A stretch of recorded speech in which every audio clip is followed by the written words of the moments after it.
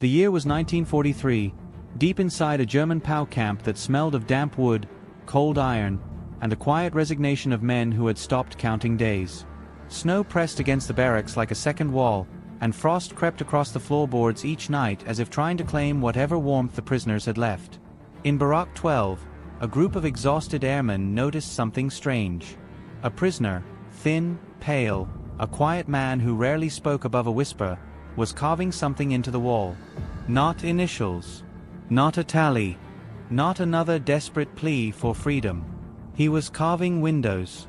Neatly shaped windows. With frames. With shutters. With the precision of someone who knew them by heart. No one understood at first. Then someone recognized the outline. An attic window common in English countryside houses. Another prisoner saw the shape of a familiar roof pitch, the slope exact, the corners perfect. And then someone whispered, "That's his home." Word spread across the barracks. The quiet man was building a replica of his house. Not outside. Not on paper. Inside the camp. Inside the walls. Every day after forced labor, he returned to the wooden planks and carved another piece. Doorways, chimneys, gardens he hadn't seen in years. Some prisoners mocked him. Others pitied him. A few feared he was losing his mind. But the man kept carving. No one realized yet that this replica wasn't madness. It was survival.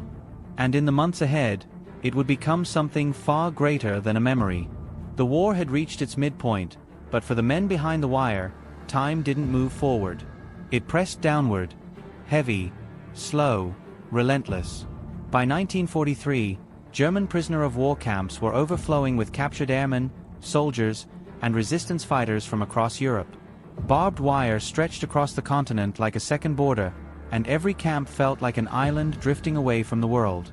The man who carved the house, whose fellow prisoners simply called the Englishman, had been captured after his bomber crashed during a night raid over Hamburg. He was neither the loudest nor the bravest among the prisoners. He didn't argue with guards, didn't gamble, didn't shout during roll call, and never tried to escape. He was quiet, observant, steady.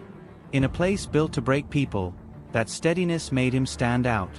Life inside the camp followed a rhythm of deprivation. Dawn began with cold air scraping into the lungs, followed by roll call where tired men stood in uneven rows while guards counted them with bored precision. Then came weak coffee, followed by long hours of monotony. Digging, repairing fences, mending uniforms, hauling wood, anything the guards demanded. Some prisoners told jokes to forget hunger. Some dug tunnels under the barracks. Some wrote letters that might never be delivered. The Englishman did none of these. He kept his memories alive in silence. One evening, after a long march back from labor detail, he found a small knot in the wood near his bunk, a place where the grain curved like the outline of a window he knew by heart. That tiny detail sparked something inside him. Something dangerous. Something necessary. He touched the knot with his thumb. It was the first familiar texture he had felt in months. The next day, he borrowed a small scrap of metal, a broken spoon handle sharpened against stone. That night, he began carving. Slowly, carefully. Not out of desperation, but out of devotion. Prisoners in Barrack 12 noticed the shape before they understood the meaning. The arch of a doorway.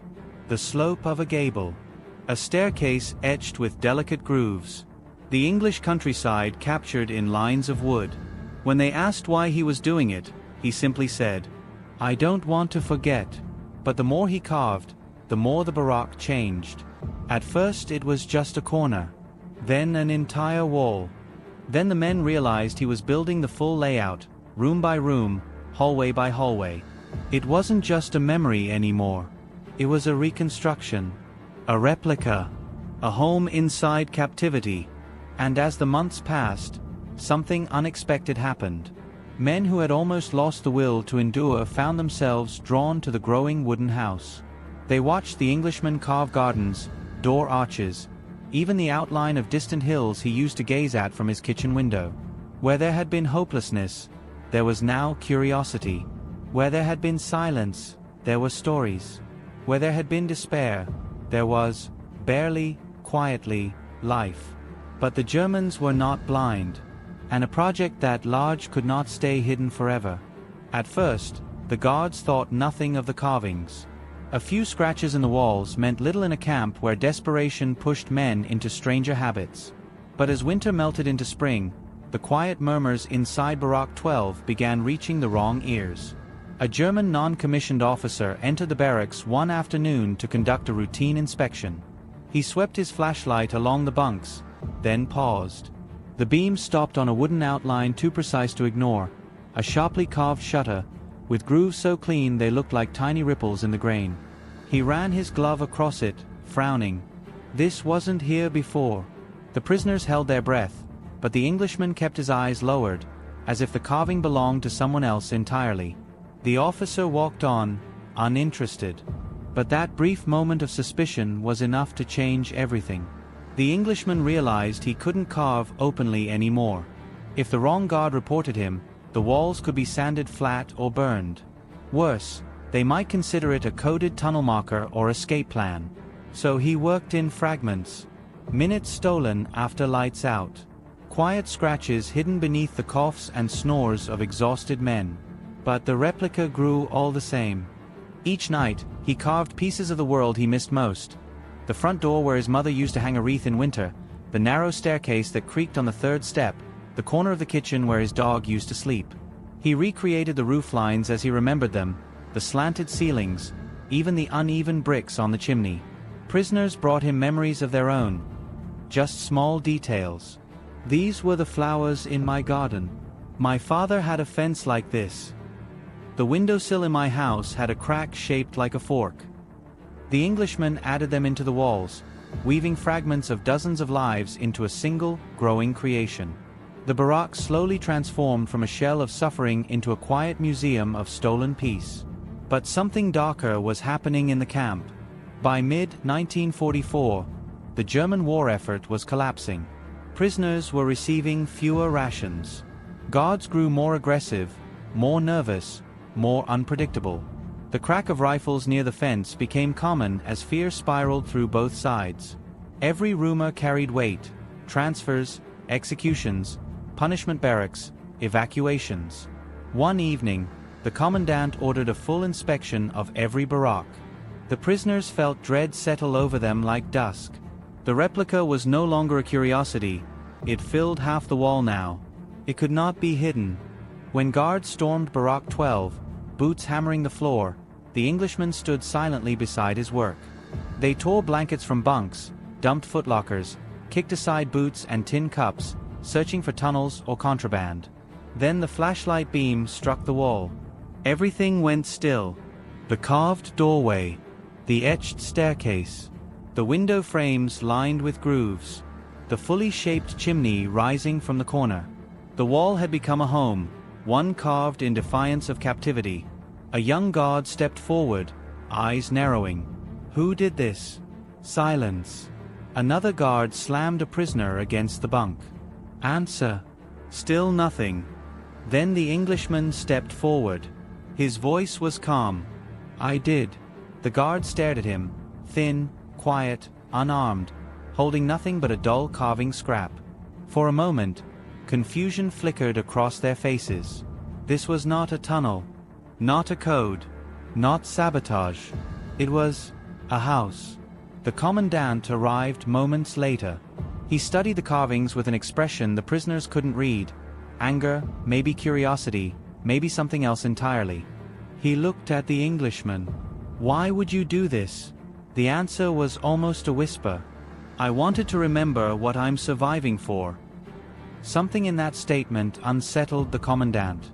Not because it was defiant, but because it was profoundly human, too human.